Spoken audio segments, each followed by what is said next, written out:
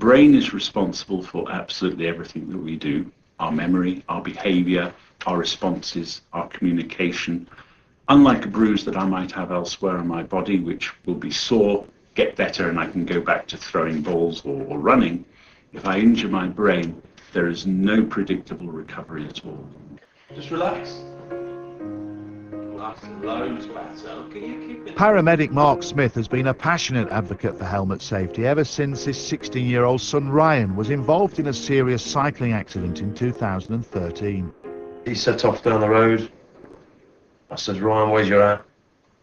He says, I'm late, I've got to go. Okay, mate.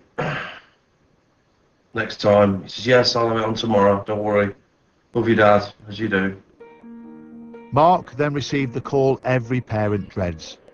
Ryan had been hit by a van. Me being a paramedic now, I contacted the paramedic on scene. I realised how grave the situation was. I never envisaged there'd be a ventilator. I didn't realise it was that grave that he had to be induced into a coma at the time. We was ushered into a small room and the doctor saying to me,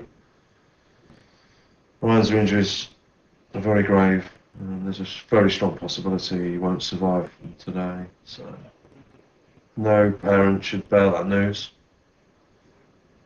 To be told to have to prepare a funeral for your son, 16, just never forget that horrible day. Despite suffering a serious brain injury, Ryan survived. He spent 4 months in a coma and 14 months in hospital. He's now at home, but has a very long road of recovery ahead of him. But Mark and his family will forever be left wondering what might have been had Ryan set off wearing his helmet that day. I've never said that Ryan wouldn't have a brain injury had he worn one. I've never known to this day. But I've always said that I'm pretty sure his injuries would have been less severe.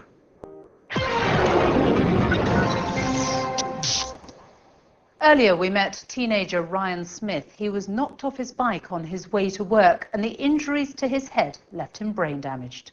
In 2010, Olympic gold medal winning rower James Cracknell was involved in a similar accident, and he believes that the reason he's now been able to almost fully recover is because he was wearing something Ryan wasn't, a helmet. I used to be James Cracknell. I'm not anymore.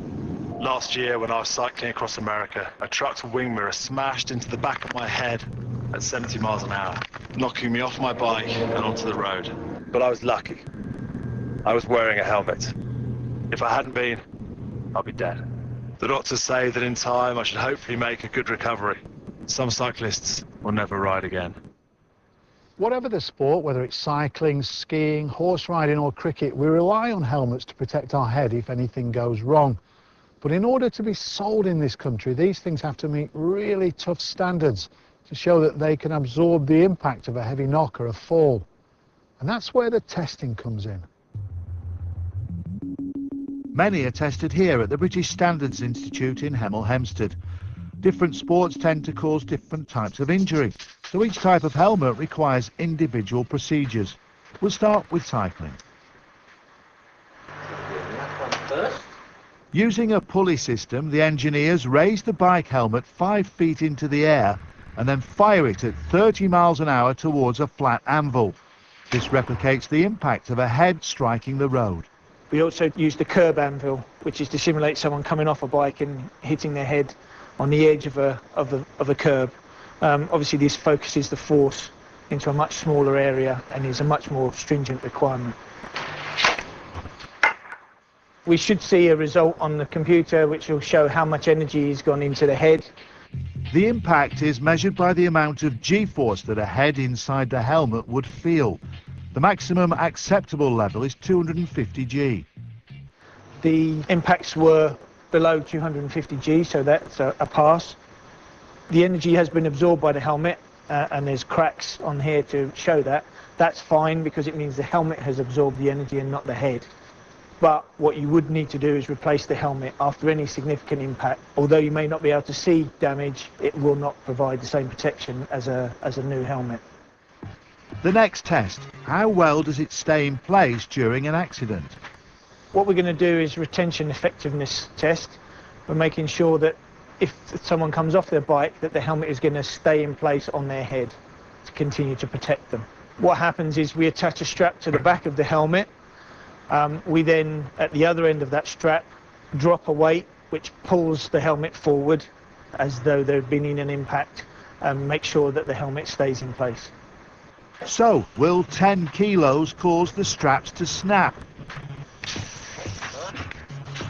Nope, they remain totally secure. This result is a pass. The helmet stayed in place, and it's still actually holding a 10 kilo mass. So it's definitely a pass because it's not pulling it off the helmet after the test either. Next up, a new test for a new sport, cricket. We're going to do an impact that simulates a cricket ball hitting the helmet. For this, they use a curved anvil to represent the ball. The result from that impact is 45 G. That's significantly less than the limit, which is 250 G. That basically means that the helmet has absorbed the energy and the person would be fine. Next, the grill is put through its paces. At Inspect, they test the guard that's tasked with protecting the face. The way they do this? Simple. They take a mannequin's head and fire balls at it at 60 miles an hour.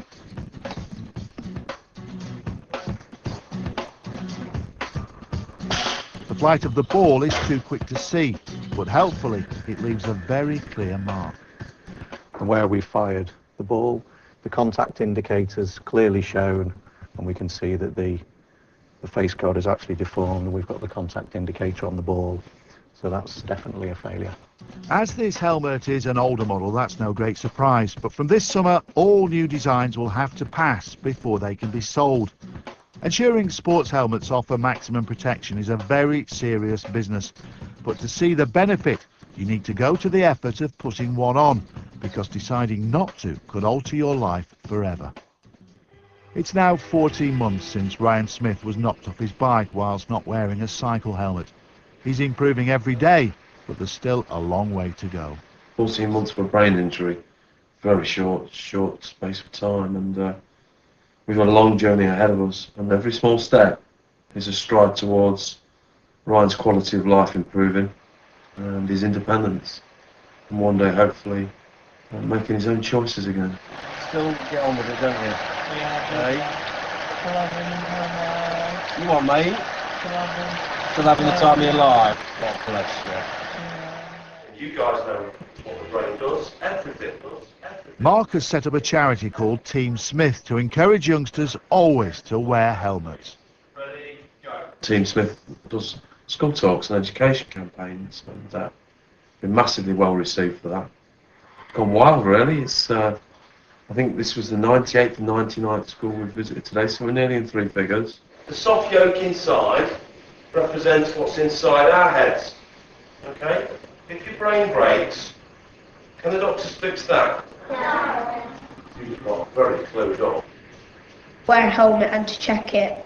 I never have done, but I think this talk has persuaded me to, and it was very good advice as well. Too right. Make sure you wear one. It just isn't worth the risk.